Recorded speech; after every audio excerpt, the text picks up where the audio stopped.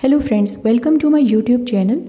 In this video, I will discuss a clinical case of 4-month-old infant with poor weight gain, recurrent infections and diarrhea.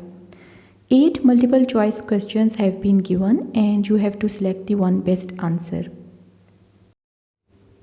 Now the case, a 4-month-old male infant has been brought to the OPD for evaluation of diarrhea.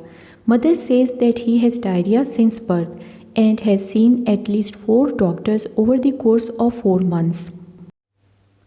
Each doctor switched the patient formula initially from breast milk through multiple types of standard cow's milk and soya formula, followed by elemental formula, all with no relief. Stools are described as non-bloody, runny and occur about 7 times per day. Mother denies any vomiting or difficulty with feeds. There is no cyanosis, diaphoresis, arching or discomfort. On systemic review, she does report that he has had several episodes of cough and respiratory distress requiring antibiotics as well as recurrent thrush. Birth history is unremarkable except for a lack of prenatal care. Birth weight was 3.6 kg, length 50 cm, head circumference 35.5 cm. Both mother and infant were discharged on second postnatal day. Physical examination revealed a small child who weighs 4 kg, length is 55 cm and head circumference is 39.5 cm. He is alert and active. His oral cavity has white plaques but no vesicles or other lesions. Cardiac examination has a regular rate and rhythm, no murmurs and good peripheral pulses. Chest examination revealed coarse breath sounds with intermittent crackles at the left base. Abdominal examination revealed a liver edge approximately 2 cm below the right costal margin with a spleen edge palpable 1.5 cm below the left costal margin. There is no lymphadenopathy, otherwise physical examination is unremarkable. Now the MCQs and the answers. Question number 1. What is the most likely cause of patient symptoms? B cell deficiency, T cell deficiency, phagocyte deficiency, abnormal mucociliary clearance or lactase deficiency? And the answer is B, T cell deficiency. Most likely etiology for this patient symptom is a defect in T cell function or number. Isolated B cell deficiencies do not normally present until after 6 months when maternal antibodies wanes. Phagocyte dysfunction syndromes do not present with recurrent pulmonary infection or failure to thrive. A combined immunodeficiency could present like this, but at this age, T cell deficiency would be the primary cause of clinical symptoms. Although lactase deficiency could explain diarrhea, it would not explain recurrent infections. Abnormal mucociliary clearance as occur in cystic fibrosis could present with diarrhea, failure to thrive and respiratory symptom, but is less likely to cause thrush and an associated lack of lymphoid tissue. Question number 2. Which of the following would not be included in the initial workup of this patient? Western blot for HIV, CBC with differential, quantitative immunoglobulins, lymphocyte subset or stool culture?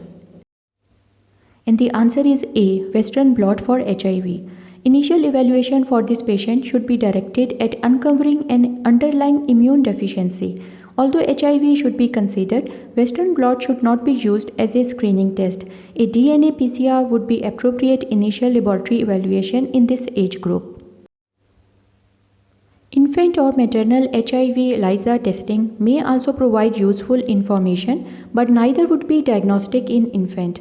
A CBC with differential, quantitative immunoglobulins and lymphocyte subset would all be useful. A stool culture would screen for bacterial pathogens which is causing diarrhea. Question number 3. Results of initial testing reveal following. HIV enzyme-linked immunosorbent assay is non-reactive. Absolute lymphocyte count is 2200 per cubic millimeter. CD3 positive T cells are 15%.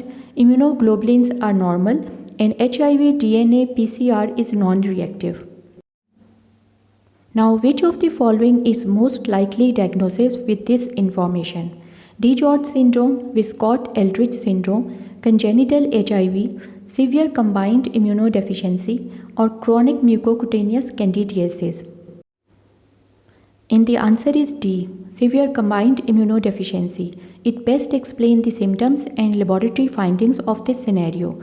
Although congenital HIV can present in this way, but most HIV positive children have a positive DNA PCR by 2 to 3 months. Patients with Wiskott-Eldridge syndrome present with recurrent pneumonia, thrombocytopenia, and eczema, the last of which this patient does not have. DiGeorge syndrome normally has dysmorphism, hypocalcemia, and patient is usually only mildly lymphopenic. Laboratory results do not support chronic mucocutaneous candidiasis. Question number 4. Which of the following tests can confirm definitive diagnosis of severe combined immunodeficiency? Search for a JAK3 mutation, search for RAG1 or RAG2 mutation, search for interleukin-7R alpha mutation, less than 2% activity in ADA control, or all of the above. And the answer is E, all of the above. Severe combined immunodeficiency is a heterogeneous group of disorders that arise from an abnormality in function of T cells and B cells. All of the answers are distinct genetic types of SCID, and for diagnosis, an attempt at identifying the specific genetic defect must be made. However, molecular diagnosis is unknown in 14% of cases. All genetic defects leading to SCID are autosomal recessive, except for one, interleukin-2RG, which is X-linked. Question number 5. Which of the following is best treatment for the above patient? Routine IVIG transfusions, HLA identical stem cell transplantation, haploidentical donor stem cell transplantation, gene therapy, or none of the above. And the answer is B, HLA identical stem cell transplantation. Although both HLA identical and haploidentical donor stem cell transplantation are used in SCID, HLA identical has lowest risk of graft versus host disease and a more favorable prognosis. Haploidentical donor stem cell transplantation does not have as high a success rate but is used if necessary. IVIG is used in B cell disorders. Although there is a promising future in gene therapy for some forms of SCID, it is currently not an approved approach. Without a stem cell transplantation, most patients with SCID will die before their first birthday. With transplantation before 3.5 months, chance of survival increases to 97%. Question number 6. Which of the following lymphocyte subset markers reflect B cells? CD3, CD4, CD14, CD16, or CD20? Answer is E, CD20. Lymphocytes are represented by CD3, CD4, and CD8 markers among others. Natural killer cells are represented by CD16, 56, and 57 markers. Monocytes are represented by CD14, B cells are represented by CD19 and CD20. Question number 7. Which of the following is most common immunodeficiency? Hyper IgM syndrome, cystic fibrosis, IgA deficiency, common variable immunodeficiency, or cyclic neutropenia? And the answer is C, IgA deficiency, and most patients are asymptomatic. In question number 8, a defect in which of the following would most likely account for a patient with recurrent staphylococcal infections, partial albinism, and long-term risk of hemophagocytosis? Leukocyte adhesion defect, lysosomal transport defect, phagocyte oxidase deficiency, elastase deficiency, or none of the above? And the answer is B, lysosomal transport defect. The described patient has Shinya Higashi, a disorder which is caused by mutation in the lysosomal transport protein. Affected individuals have recurrent skin and respiratory pyogenic infections, partial oculocutaneous albinism, and neurological disturbances like neuropathy, photophobia, or seizures. Patients who survive infections eventually enter the accelerated phase of lymphocytic infiltration of most organ systems, and this leads to death.